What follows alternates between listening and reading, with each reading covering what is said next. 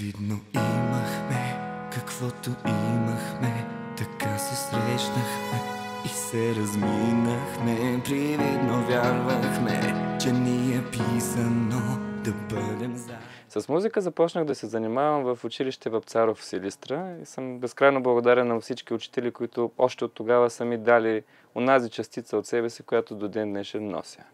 А точно за това много харесах и проекта, защото човек се учи през целия живот. И дори в момента аз вече на 34 години пък преподавам на малки деца пеене.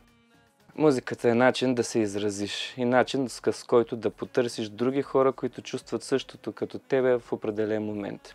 Музиката може да те научи как да се справиш с трудностите в живота. В личен план.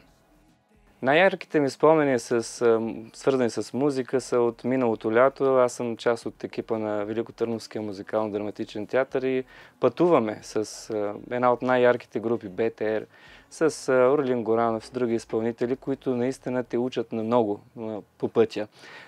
С тях са споделени едни от най-щастливите ми мигове на сцената. Всяка песен се ражда по различен начин. Конкретно тази, която записваме, се роди на улицата. За едни 150 метра булевард, аз бях в такъв един особен период от взаимоотношенията си, че имаше нужда тя да избликне, на диктофона беше записана и благодарение на това, че се появи програмата, тя оживя. Моите мечти, свързани с музиката, са да се справям добре първоначално, на първо място. Оттам нататък да успея да направя нещо, което някому другиму да се хареса. Моето послание към света е да опитаме да бъдем по-добри, още повече в тези дни, в които всеки е по някакъв начин напрегнат, да потърсим сърцевината в себе си и да запазим доброто.